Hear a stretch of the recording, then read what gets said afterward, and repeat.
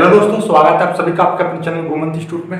आज आपकी केमिस्ट्री की वीडियो है। इस वीडियो ये चैप्टर 3 आपका चल रहा था वैद्युत रसायन। उस वैद्युत रसायन यानी चैप्टर 3 की ये 10वीं वीडियो है। ठीक है, इस वीडियो में आज हमारे ये वाले टॉपिक क्लियर कराएंगे। उसके बाद में आपको थ्योरी का एक टॉपिक और रह जाता है जिसमें हम कोलराउस नियम कराएंगे। ठीक है, तो इसमें आज आपके ये 5 वेरी इंपॉर्टेंट टॉपिक हैं जो कि आपके फिजिक्स में भी मिलते हैं। ठीक है, तो देखिएगा वेरी इंपॉर्टेंट है पांचों के पांचों, क्योंकि ये तो हम प्यार से हम इन पांचों टॉपिक को समझते हैं। वैद्युत प्रतिरोध, वैद्युत चालकता, विशिष्ट प्रतिरोध, विशिष्ट चालकता और मोलर चालकता। ठीक है, सबसे पहले हम पढ़ेंगे वैद्युत प्रतिरोध। वैद्युत प्रतिरोध क्या होता है इसको समझते हैं। देखिएगा, आपसे मैं कह रहा हूं तो ध्यान से समझ लेना। वैद्युत प्रतिरोध 1 मिनट में समझ में आ जाएगा। यानी कि ये देखिएगा, ये एक तार है और एक आपके पास में ये क्या है, कोई बैटरी है। ऐसे समझ लेना बैटरी। ठीक है, और ये कितने, ये 5 वोल्ट की बैटरी है, समझ लेना। ठीक है, और ये आपका पॉजिटिव सिरा है और ये आपका नेगेटिव है। ऐसे सपोज हो, ठीक है, मान लिया ये हमने ये बैटरी है और एक आपके पास में क्या है, एक बल्ब है। ठीक है, बल्ब है और हमने क्या करा, इन तारों को इस बल्ब से जोड़ दिया और इस तार को हमने इससे जोड़ दिया और ये तार लिया है हमने कितना, 1 मीटर का। समझ में आ गई बात। 1 मीटर का तार लिया, 5 वोल्ट की बैटरी ली और एक बल्ब लिया, तो ये जला। ठीक है, जला। और ये यानी इस बैटरी को डिस्चार्ज होने में यानी कि ये 5 मिनट जलता है। कितनी देर जलता है, 5 मिनट में ये बैटरी क्या से हो जाती है, डिस्चार्ज हो जाती है। यानी ये फुल चार्ज थी, 5 मिनट लगाया इस बल्ब को तो ये जलता रहा बल्ब और 5 मिनट बाद ये बैटरी डिस्चार्ज हो गई। लेकिन जब हमने 1 मीटर का लिया तो ये 5 मिनट जली। और जब मैं यहाँ पर मान लीजिए 1000 मीटर का तार लूं, कितने मीटर का तार ले रहा हूं मैं, अब 1000 मीटर का तार ले रहा हूं। यहाँ पे मैंने 1 मीटर का तार लिया छोटा सा, तो जल रही है 5 मिनट। जब मैं 1000 मीटर का लूंगा तो जाहिर सी बात है ये 5 मिनट नहीं जलेगा बल्ब। फिर कितना जलेगा आप कहोगे सर ये तो कम जलेगा, यानी 1-2 मिनट में ही ये बैटरी बीत जाएगी। तो मतलब क्या है, बैटरी तो वही है, बल्ब भी वही है, लेकिन तार की लंबाई यदि मैंने बढ़ा दी तो ये बल्ब 5 मिनट नहीं जला, यानी कुछ कम जला। तो मतलब क्या, यानी कि जो इसका जो करंट था, बैटरी का जो करंट था, ये इस तार के द्वारा कहीं ना कहीं रुक गया इसके अंदर। जो इसको 5 मिनट जलना चाहिए था तो ये कितनी देर, यानी कि 1 मिनट जला। सपोज करो कि 1000 मीटर से 1 मिनट जला तो ये 4 मिनट का जो करंट कहाँ गया, यानी इस तार के अंदर कहीं ना कहीं रुक गया। तो इसीलिए, और ये तार क्या है, कोई पदार्थ का बना हुआ है, तो यानी किसी पदार्थ द्वारा कि वैद्युत धारा के मार्ग में डाली गई रुकावट, रोक तो दिया इसने, तो इसी रुकावट को हम क्या कहते हैं, प्रतिरोध कहते हैं, वैद्युत प्रतिरोध कहते हैं। समझ में आ गई बात। यदि हमें कहूं कि एक गाड़ी जा रही है ऐसे करके और उसको आप खींच रहे हो, तो मतलब क्या है, उसके गाड़ी की गति में आप प्रतिरोध लगा रहे हो। यानी प्रतिरोध का मतलब ही क्या होता है, रुकावट। तो वैद्युत प्रतिरोध का मतलब क्या है कि वैद्युत धारा के मार्ग में डाली गई रुकावट को हम क्या कहते हैं, वैद्युत प्रतिरोध कहते हैं। वैद्युत प्रतिरोध कहते हैं, इसको R से प्रदर्शित करते हैं। क्लियर होगी बात। तो धारा के मार्ग में डाली गई रुकावट क्या होती है, वैद्युत प्रतिरोध। ठीक है, तो अब देखिएगा हम इसको, और ये जो वैद्युत प्रतिरोध जो होता है, ध्यान समझ लेना, वैद्युत प्रतिरोध जो होता है इसकी 2 बातें हैं खास बात। वैद्युत प्रतिरोध लंबाई पर, यानी वैद्युत प्रतिरोध को R से प्रदर्शित करते हैं, और इसका मात्रक, यदि हम वैद्युत प्रतिरोध की यदि मात्रक की बात करें तो इसका मात्रक क्या होता है, मात्रक हम इसकी बात करेंगे तो मात्रक होता है इसका ओम। क्या होता है, ओम। वैद्युत प्रतिरोध का मात्रक क्या होता है, ओम। ठीक है, अब इसकी जो निर्भरता की हम बात करेंगे, निर्भरता किसकी, प्रतिरोध की निर्भरता, वैद्युत प्रतिरोध की निर्भरता। वैद्युत प्रतिरोध आपको समझ में आ गया। अब वैद्युत प्रतिरोध की हम निर्भरता की बात करते हैं। तो वैद्युत प्रतिरोध की निर्भरता, तो वैद्युत प्रतिरोध की निर्भरता देखिएगा, वैद्युत प्रतिरोध किस बात पर निर्भर करता है, यानी कि कोई भी चालक, यानी कोई भी पदार्थ है, कोई चालक बोले तो कोई तार है, तो उसकी लंबाई के अनुक्रमानुपाती होता है। मतलब ये जितना ज्यादा लंबा तार लेंगे उसका प्रतिरोध उतना ही ज्यादा होगा, जितना छोटा तार लूंगा उतना ही उसका प्रतिरोध कम होगा, और बढ़ाते जाओ लंबाई तो उसका प्रतिरोध भी उतना ही बढ़ता जाएगा। तो मतलब क्या कि यानी कि वैद्युत प्रतिरोध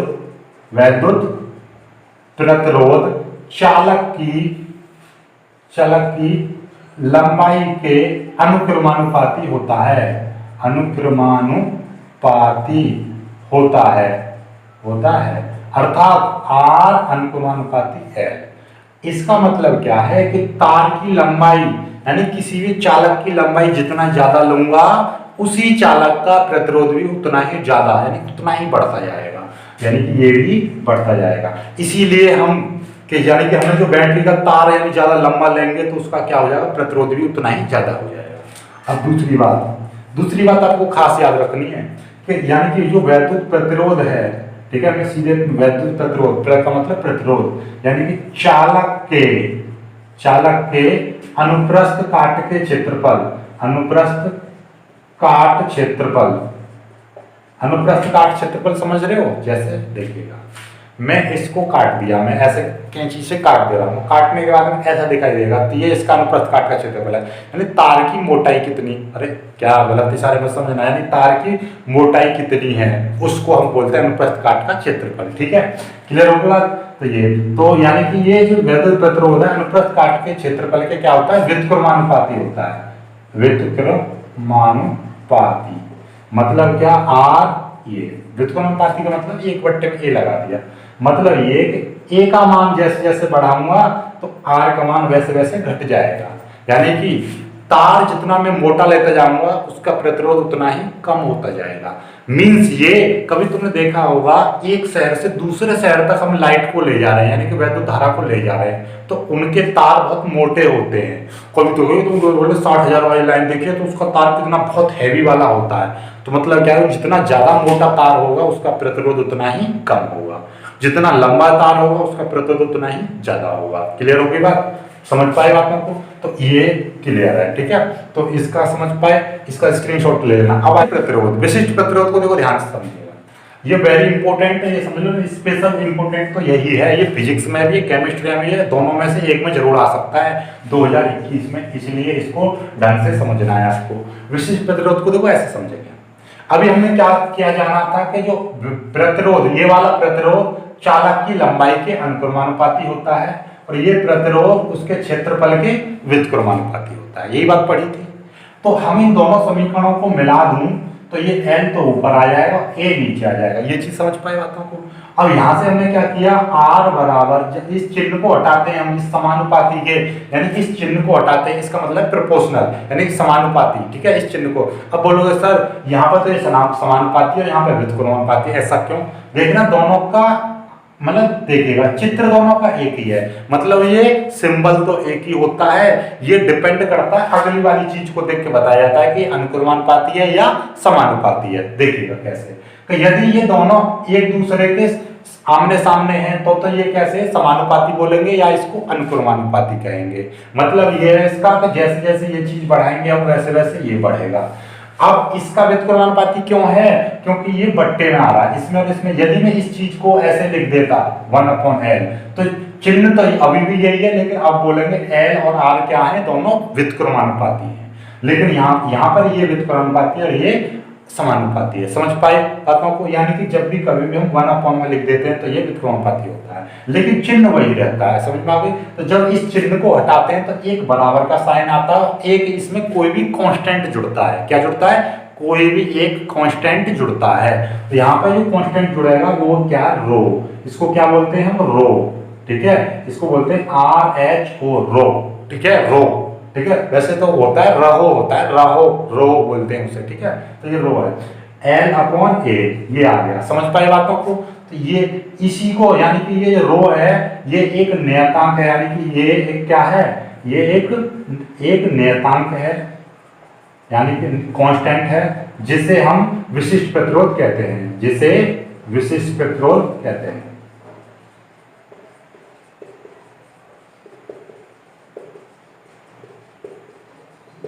समझ में आ गई बात? ये रो एक क्या है, नियतांक है, जिसे हम विशिष्ट प्रतिरोध कहते हैं। अब देखिएगा परिभाषा बनेगी यहां से, इसी को हम इधर लिख दे रहा हूं। देखिएगा नॉर्मली मैंने यहाँ पर ये देखिएगा, ये चीज थी आपकी क्या, ये R बराबर रो L/A, ये आया। समझ पाए बात को? अब हमने क्या करा, ये मैं यहाँ से चिन्ह को यहाँ पर ले आया, ठीक है, ये चीज है। अब मैं L बराबर, यानी कि ये चालक की लंबाई थी, ये चालक की लंबाई थी, और चालक की लंबाई मैंने क्या ले ली, 1 मीटर ले लूं, और A बराबर क्या ले लूं मैं, 1 मीटर स्क्वायर क्षेत्रफल ले लूं। ये अनुप्रस्थ काट का क्षेत्रफल था, 1 मीटर स्क्वायर ले लिया, और ये 1 मीटर ले ली, तो R बराबर क्या हो जाएगा, रो हो जाएगा।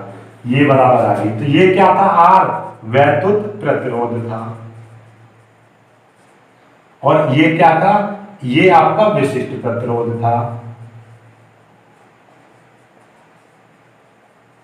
समझ में आ गई? तो देखिएगा विशिष्ट प्रतिरोध वैद्युत प्रतिरोध के बराबर आ रहा है या वैद्युत प्रतिरोध विशिष्ट प्रतिरोध के बराबर आ रहा है। लेकिन कब? इसकी एक खास कंडीशन है। खास कंडीशन क्या है कि लंबाई, चालक की लंबाई 1 मीटर हो और आपका ए बोले तो उसका क्षेत्रफल कितना हो, 1 मीटर स्क्वायर हो, तब आपका ये विशिष्ट प्रतिरोध और वैद्युत प्रतिरोध आपस में बराबर है। तो अब इसकी परिभाषा क्या बनेगी? देखो सिंपल सी परिभाषा है, बहुत ही इजी से याद कर लोगे। तो देखिएगा, अब बनाते हैं इसकी परिभाषा, एक और बना लीजिए कि 1 मीटर लंबे तथा 1 मीटर स्क्वायर अनुप्रस्थ काट के क्षेत्रफल वाले चालक के वैद्युत प्रतिरोध को ही विशिष्ट प्रतिरोध कहते हैं। क्लियर होगी बात? यानी कि ये क्या है, उसकी लंबाई है, चालक की क्या है, चालक की लंबाई है, और ये क्या है, उसका अनुप्रस्थ काट का क्षेत्रफल। देखो क्षेत्रफल की हम क्षेत्रफल अनुप्रस्थ काट के क्षेत्रफल में थोड़ा अंतर होता है। क्षेत्रफल तो हम क्या करेंगे, इसका लंबाई गुणा चौड़ाई ले लेते हैं, लेकिन अनुप्रस्थ काट का क्षेत्रफल यानी कि उसका ये वाला क्षेत्रफल, समझ पाए ना, यानी ये काटने के बाद में ये जो सरफेस वाला क्षेत्रफल होता है ये वाला, ठीक है। तो 1 मीटर लंबे तथा 1 मीटर स्क्वायर अनुप्रस्थ काट के क्षेत्रफल वाले चालक का वैद्युत प्रतिरोध ही विशिष्ट प्रतिरोध कहलाता है। क्लियर होगी बात? एक बार और हम बोलेंगे कि किसी यानी कि विशिष्ट प्रतिरोध एक ऐसे चालक के वैद्युत प्रतिरोध के बराबर होता है जिसकी लंबाई तो 1 मीटर हो और उसका क्षेत्रफल 1 मीटर स्क्वायर हो, यानी कि उसका अनुप्रस्थ काट का क्षेत्रफल 1 मीटर स्क्वायर हो। ये सिंपल है, ऐसे तरीके से लिख देना। देखिए किस तरीके से, यानी किसी चालक का विशिष्ट प्रतिरोध उस चालक के वैद्युत प्रतिरोध के बराबर होता है जिस चालक की लंबाई 1 मीटर तथा उसका क्षेत्रफल, उसका अनुप्रस्थ काट का क्षेत्रफल 1 मीटर स्क्वायर हो। क्लियर है? यानी कि 1 मीटर लंबे चालक तथा 1 मीटर अनुप्रस्थ काट के क्षेत्रफल वाले चालक का वैद्युत प्रतिरोध ही विशिष्ट प्रतिरोध कहलाता है। ठीक है, ये क्लियर हो गया। अब हमारा ये दोनों परिभाषाएं क्लियर हो गई। इसको हम विशिष्ट प्रतिरोध को हम प्रतिरोधकता भी कहते हैं। विशिष्ट प्रतिरोध को क्या कहते हैं हम? एक और नाम बन गया इसका, क्या कहते हैं हम इसको? प्रतिरोधकता भी कहते हैं। प्रतिरोधकता भी इसको कहते हैं। विशिष्ट प्रतिरोध को क्या कहते हैं हम? प्रतिरोधकता भी कहते हैं। क्लियर है? अब ये समझ में आ गया। इसके बारे में डिटेल्स से हम जानकारी करेंगे फिजिक्स में। जब मैं फिजिक्स में पढ़ाऊंगा तो इसके बारे में सदिश राशि, अदिश राशि, ये क्या चीज है, इसका पूरा अच्छी तरह से हम फिजिक्स में करेंगे। फिलहाल केमिस्ट्री में सिर्फ इतना ही है, तो इसलिए हम इतना ही करा रहे हैं आपको। ठीक है, अब हम पहले विशिष्ट प्रतिरोध का मात्रक की यदि हम बात करें तो इसका मात्रक क्या होगा? देखिएगा, अभी हमने जो फॉर्मूला पढ़ा था इसका R बराबर क्या था? रो L अपॉन ए, ये था। और यहाँ पर देखिएगा, ध्यान समझिए, रो का मान क्या निकलेगा? रो बराबर ये R की मल्टीप्लाई ए में हो जाएगी अपॉन ये क्या हो जाएगा? L हो जाएगा। ये आपका रो निकल आया, रो यानी कि विशिष्ट प्रतिरोध निकल आया। तो विशिष्ट प्रतिरोध का मान कितना हो गया? RA upon L। इसकी यदि मैं मात्रक की बात करूंगा तो मात्रक क्या हो जाएगा? देखो R का मात्रक क्या होता है? ओम। अभी हमने बताया था ए क्या है? क्षेत्रफल। क्षेत्रफल का मात्रक क्या होता है? मीटर स्क्वायर अपॉन L है। L क्या है? लंबाई। और लंबाई का मात्रक क्या होता है? मीटर। तो 1 मीटर से 1 मीटर कट जाएगा तो इसका मात्रक क्या बनेगा? इसका मात्रक बचेगा ओम मीटर। क्या बचेगा? ओम मीटर। तो इसका विशिष्ट प्रतिरोध का मात्रक हो गया ओम मीटर। इसको याद कर लेना आप। ठीक है।